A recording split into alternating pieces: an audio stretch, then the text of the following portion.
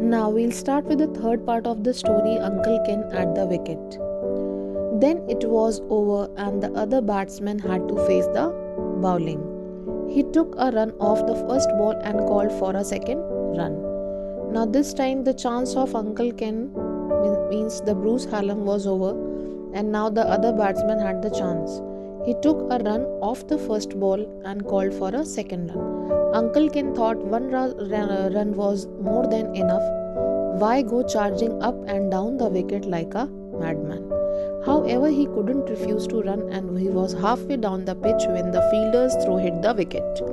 Now he was out. How he was out? The other batsman on the other side called him for second run. So he thought, why go running between the wickets like a madman?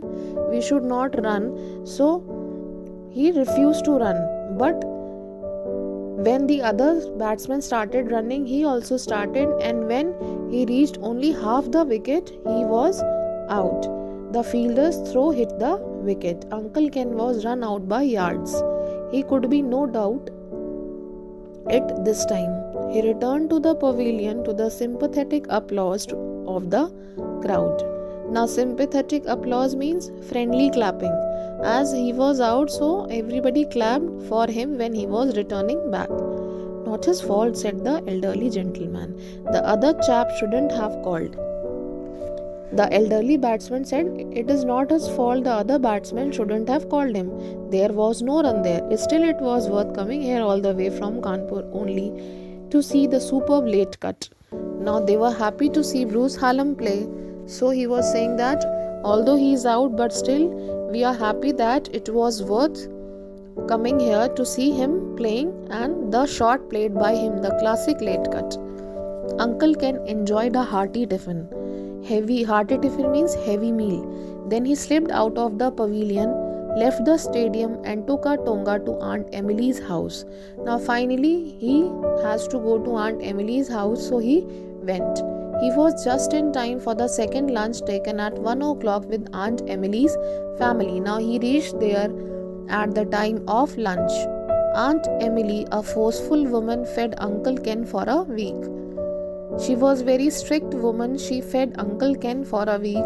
Then she put him to work in small boys' dormitory of her school. Dormitory is a place where children stay and study. So it was several months before he was able to save up enough money to run away and return to Granny's place. Means after some months he was able to save money and go back to Granny's place.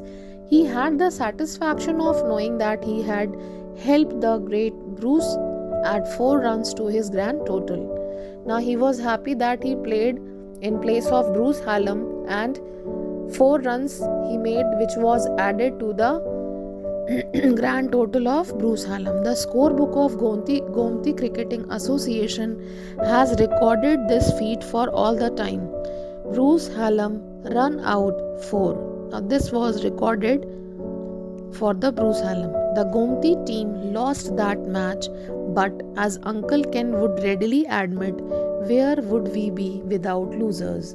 Means that day the Gomti Cricketing Association lost the match, but we should not be sad about it, because we know that winning or losing is a part of life. Sometimes we win and sometimes we lose. So we should not be happy. We should be cheerful and accept whatever we get. Thank you.